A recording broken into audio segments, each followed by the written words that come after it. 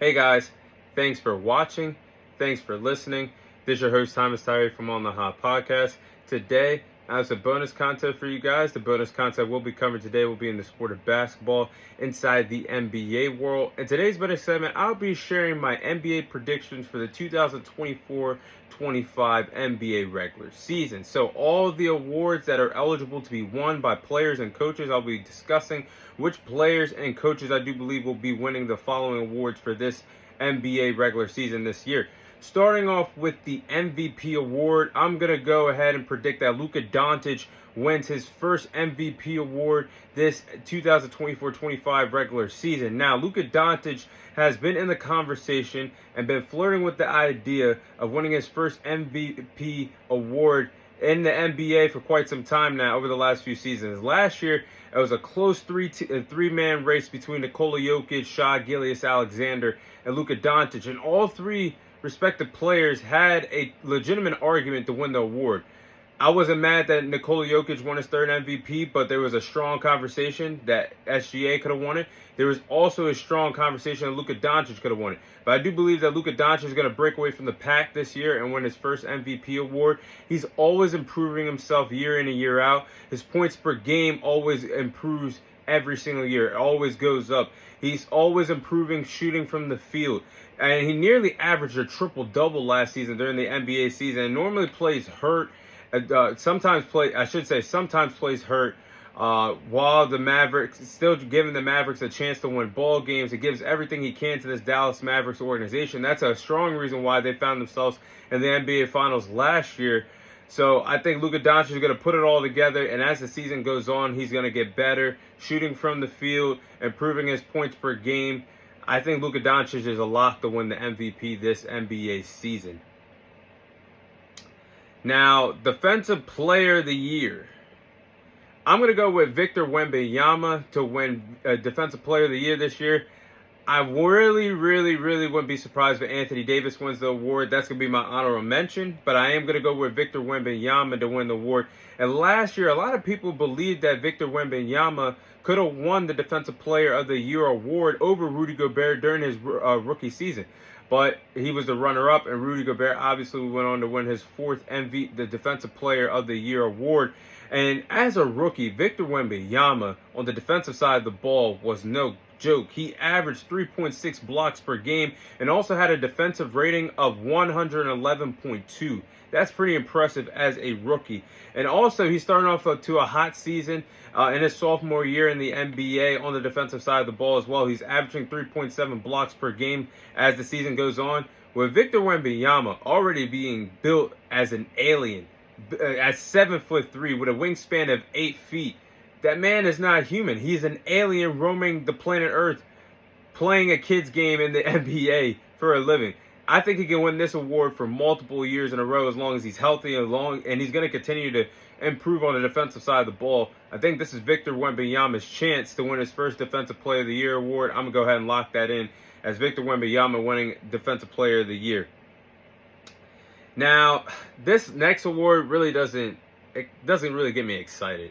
Rookie of the Year, I'm going to say Zach Edey, center for the Memphis Grizzlies, will win this award. Like I just said, I'm not really a fan of the 2024 NBA draft class, and my assessment on the 2024 draft class, one of the most disappointing draft classes of recent memory. There was no hype. There really wasn't the talent of players that entered the draft this previous summer. There's a lot of guys that I question, were they ready to play at this next level in the NBA? So it's very early, but we're going to see how these rookies play out. But I'm going to just go ahead and say Zach Edey has the best chance of winning the award playing with the Memphis Grizzlies. I mean, Zach Edey, the potential is there, and you saw it on full display when he played at Purdue at the collegiate level in college basketball. I mean, the man is a pretty big man, has the skills. We just got to see him put it all together at the next level at the NBA. And we all know, like I just said, for people that's questioning it, he showed at the D1 level what he's capable of doing. He helped Purdue get all the way to the national championship. They were just one game shy, fell to UConn in the national title game. So I think as his career goes on, he has the potential to be better. But Zach Edey has a lot of growing to do during his rookie season. I think he's averaging 10 points per game right now. But I will say, with a disappointing draft class, he's my lock to win Rookie of the Year. Now, Sixth Man of the Year, I'm going to go ahead and say Malik Monk will win the Sixth Man of the Year award for the Sacramento Kings. And Malik Monk, the way how he takes a lot of pride in this being a part of the second unit, being the sixth man of the Sacramento Kings roster, you could tell the man really wants to win this award. And last year he was the runner-up for winning the Sixth Man of the Year award. Malik Monk, I'm not saying he lives up to the standards of what Manu Ginobili was as a sixth man for the San Antonio Spurs his whole entire career, but in terms of being a leader, in terms of putting the team first, and in terms of taking pride in the position, I think Malik Monk fits the mold of what it is to be a quality sixth man in the NBA. He has that mindset of Manu Ginobili, but obviously I'm not saying he's as special as Manu Ginobili coming off the bench. But you guys get my point. What makes Malik Monk a good player, his scoring ability to be a good shooter, his ability to perform in the clutch when needed. He's there for his team to perform in clutch opportunities and clutch situations on the court. And he's also a good playmaker, an unselfish basketball player, already coming off the bench. He has no problem being a playmaker, getting assists, and helping his teammates get rolling offensively for the Sacramento Kings. I think Malik Monk has a really good shot of winning the Sixth Man of the Year award for the first time in his NBA career this year. I'm going to go ahead and say that's a lock. Now, most improved player, I think Evan Mobley for the Cleveland Cavaliers has a chance of winning most improved player.